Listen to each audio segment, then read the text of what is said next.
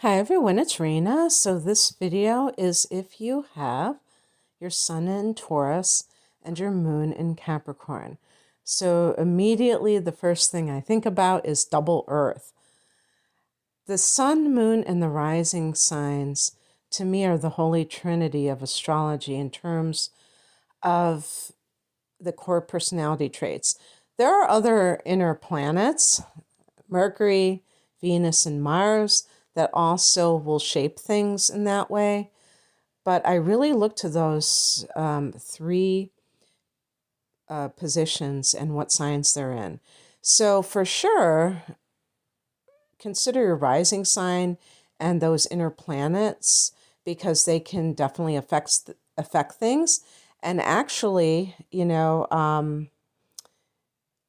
house placement of the sun and moon are important as well.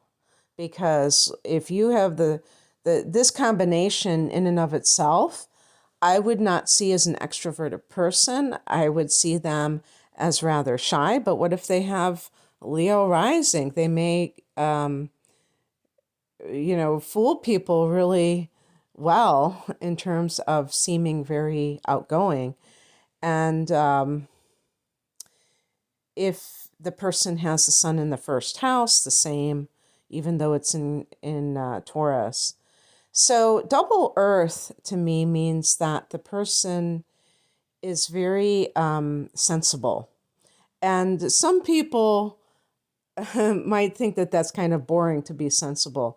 No, it is far from boring. It's actually very helpful in navigating the material world because that's where we live right now.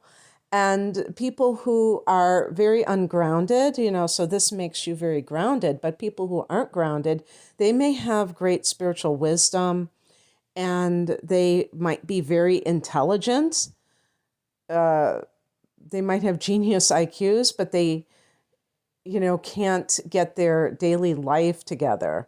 They're just I remember reading somewhere that Albert Einstein went to return a book to probably the university library where either he must have been a professor at that point because this was, because of what I'm about to say.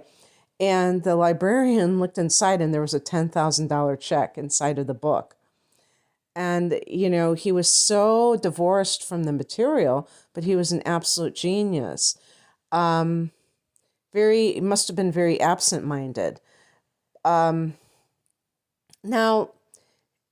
in illustrating that, it doesn't mean to suggest that somebody who is practical is always going to be necessarily inspired. And this is something that you might have to work on if you, for instance, let's say you want to start a business and you want to sell certain products, your creativity, I think Taurus can be a creative sign, but sometimes when people are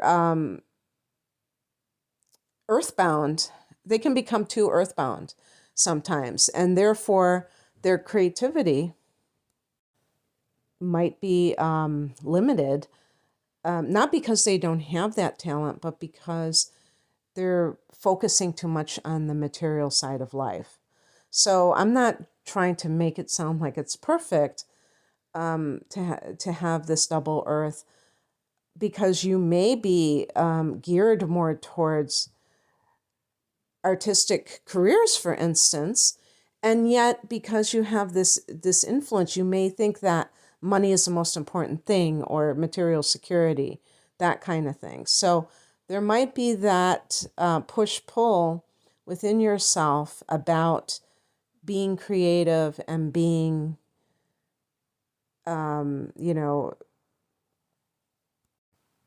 financially well off or secure. So with the sun, we look to the career goals, or I call it the aspirational self, because I don't want to make it seem like your career is the end all be all. if you feel like you're fulfilling your life's mission, maybe it is very, very important. But for a lot of people, it may be a way that they can showcase their talents, but it's not necessarily everything in the world to them.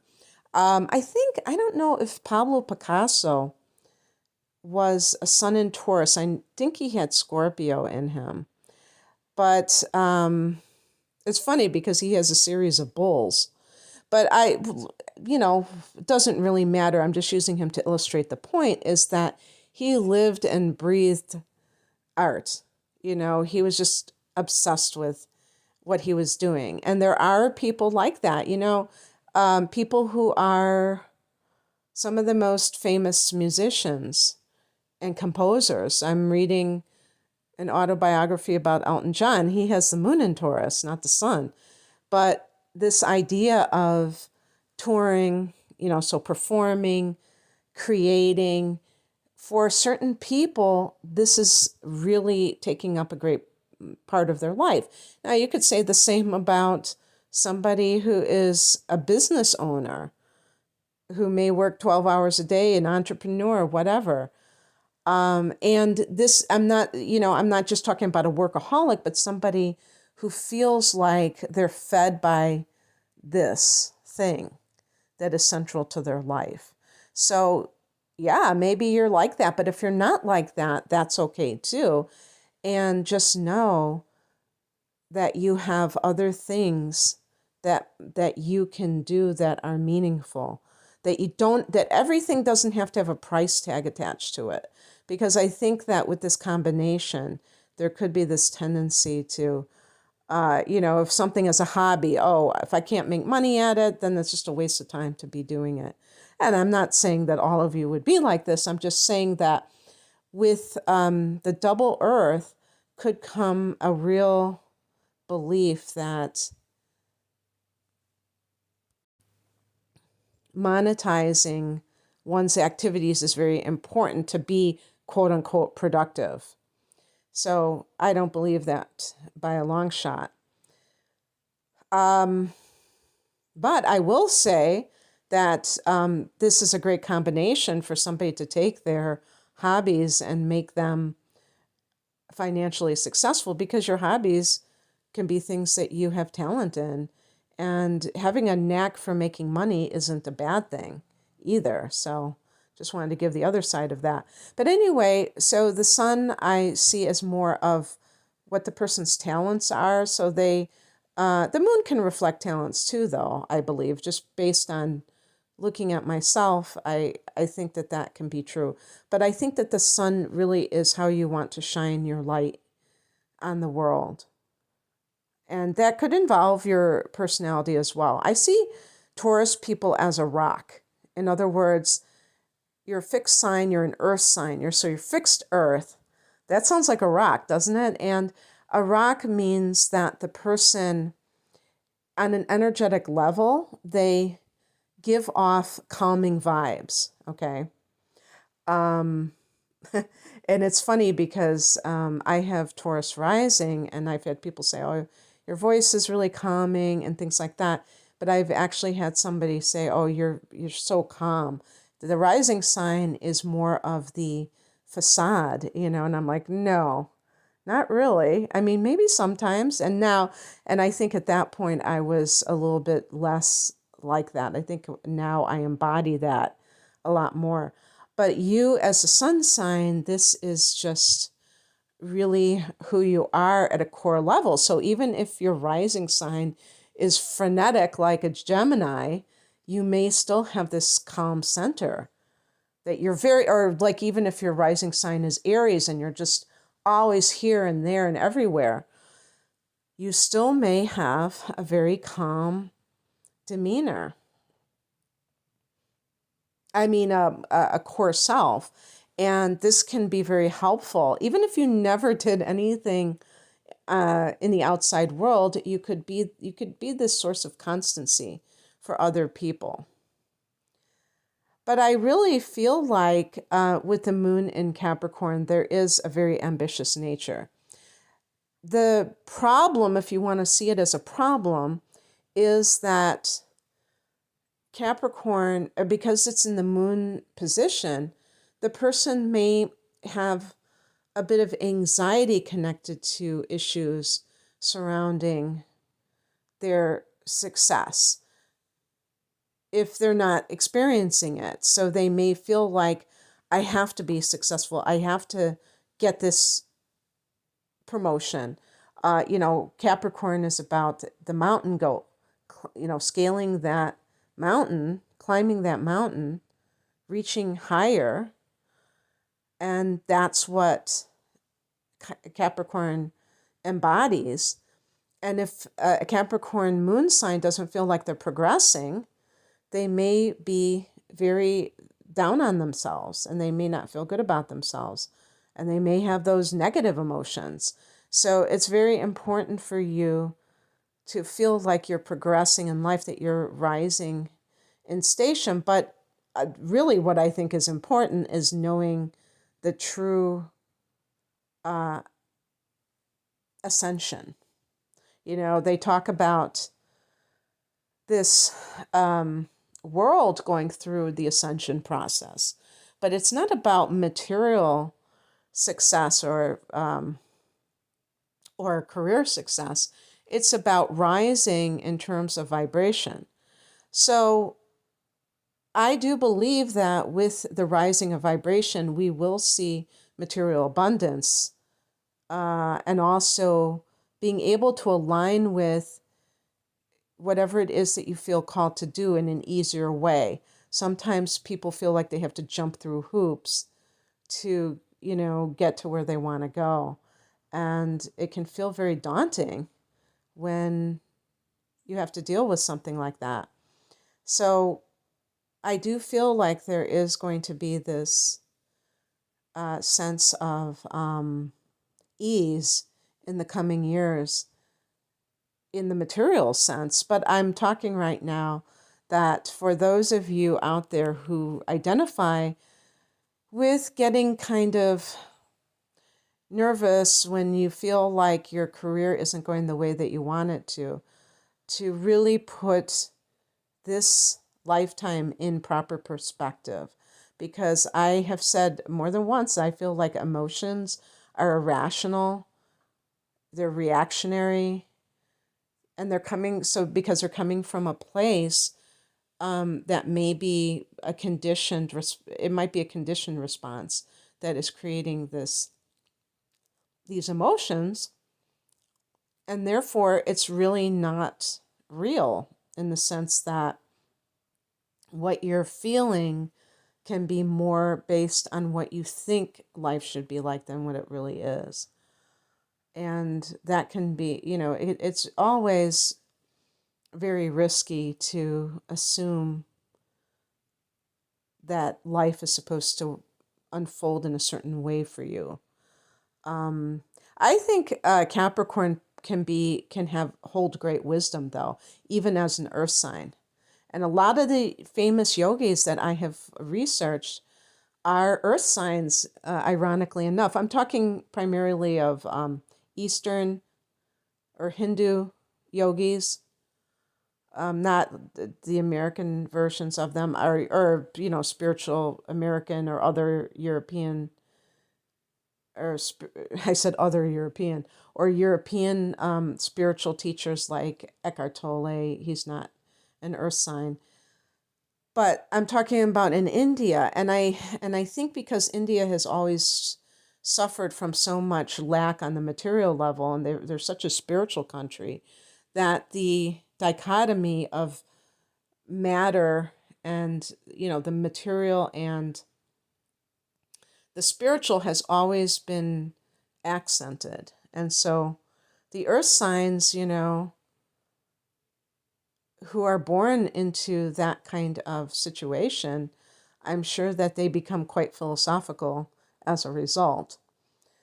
But anyway,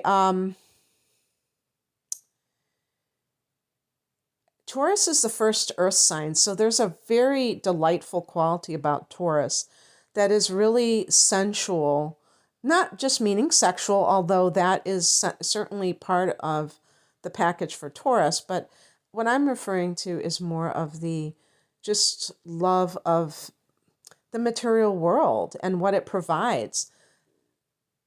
Smells, tastes, um, images, being able to see, being able to hear beautiful music, smell delicious food, or or fragrant flowers. You know, I said hear beautiful music, right? See beautiful paintings in museums, or beautiful, or even better, for Taurus, the natural world, going out into nature. This is a perfect combination for somebody who loves the outdoors, camping, but, not glamping, camping, doing something very down to earth. What other what other senses are there? Touching beautiful fabrics that are soft. And whatever that other, I think I covered all of them, right? I know there's 5, but I don't know if I said 5. But anyway, that's how Taurus approaches life. And because you're the first sign, you're a sign associated with spring. If you live down under, sorry, that's just the way the cookie crumbles. And so spring is associated with youth, and that sense of, I don't know if it's like adolescence or something, but yeah, the awakening. So that is the kind of the awakening of everything, and it's a beautiful thing because Taurus people tend to be what you see is what you get.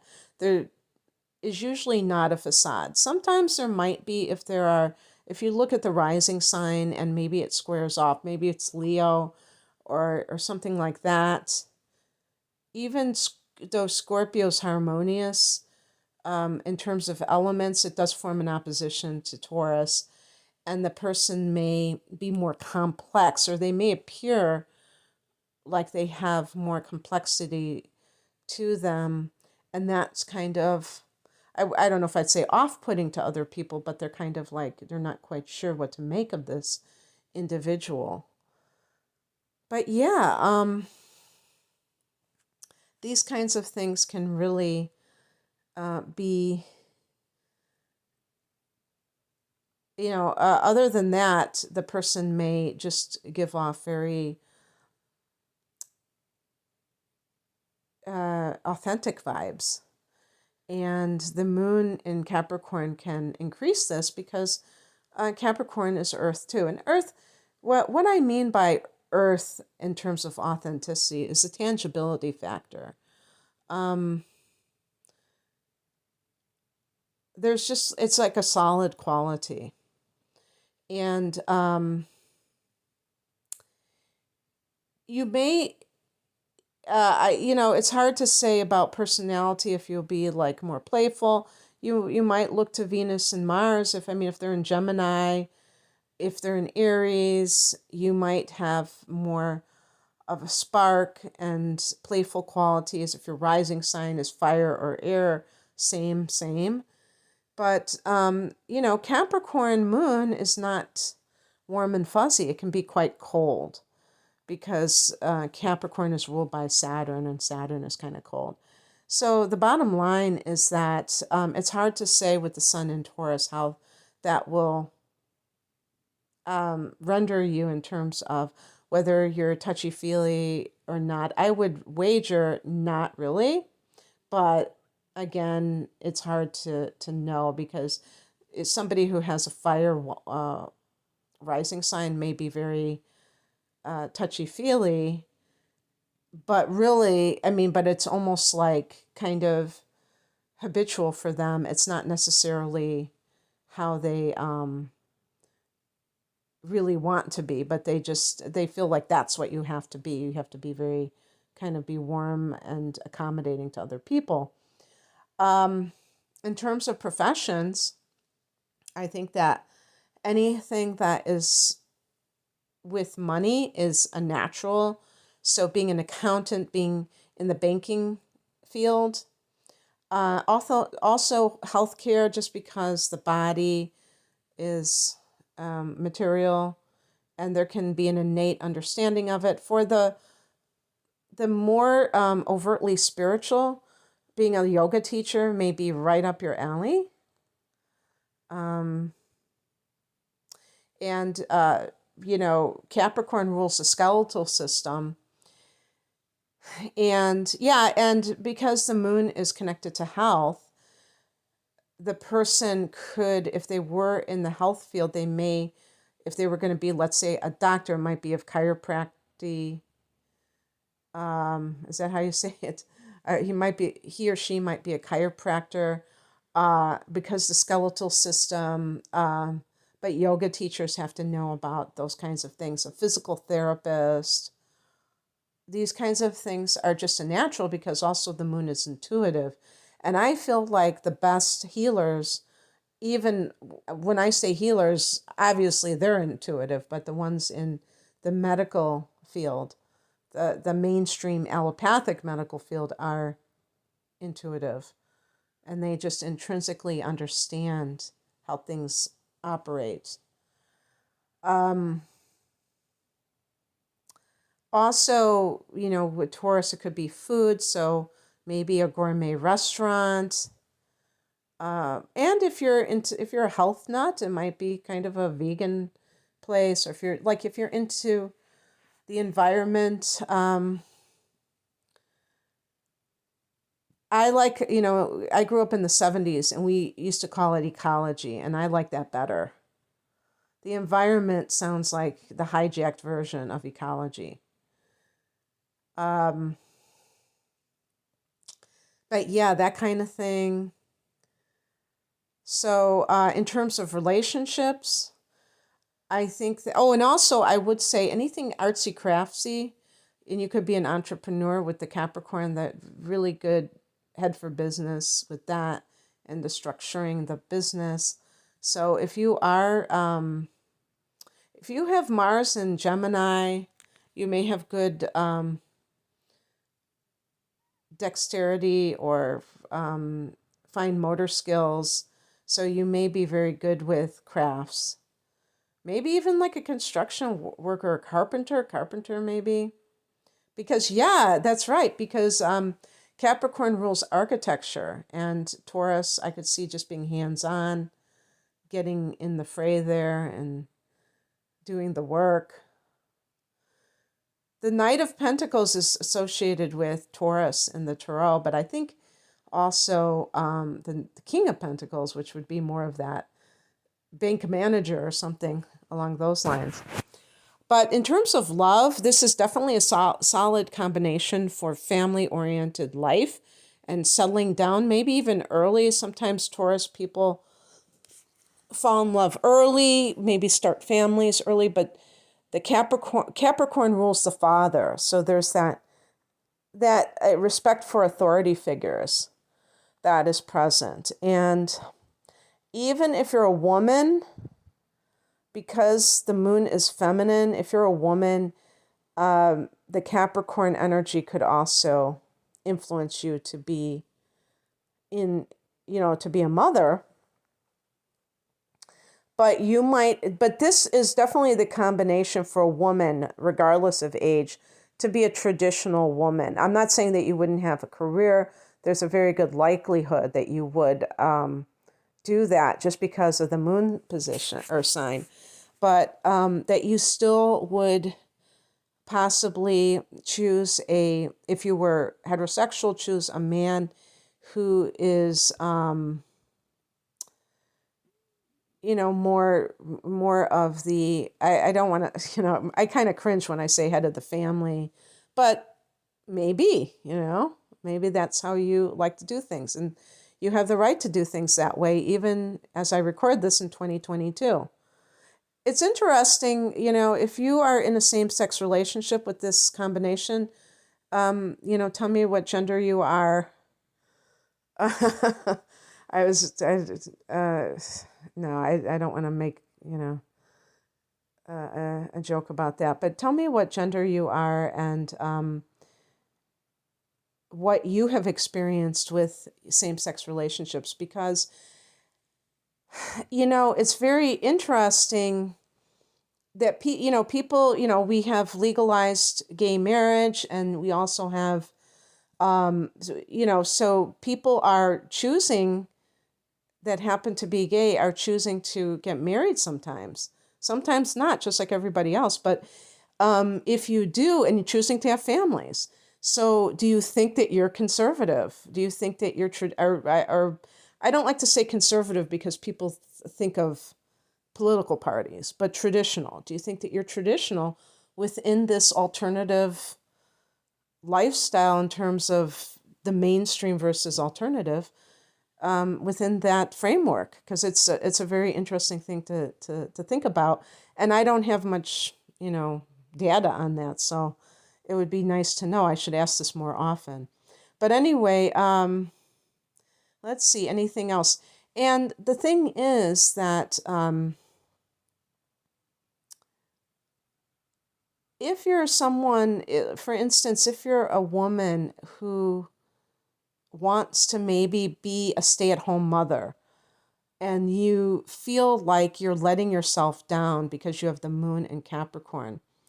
I was told by somebody in my neighborhood where I live that, a lot of the younger women who are in their, probably like, I would say late 20s and 30s and 40s, are stay-at-home mothers, but that somebody told me in the neighborhood that they have home businesses. So they still are working, but they're working from home, and they're raising their children. And I can see this combination maybe agonizing over that if they do want a career. So just remember that there's always that option as well.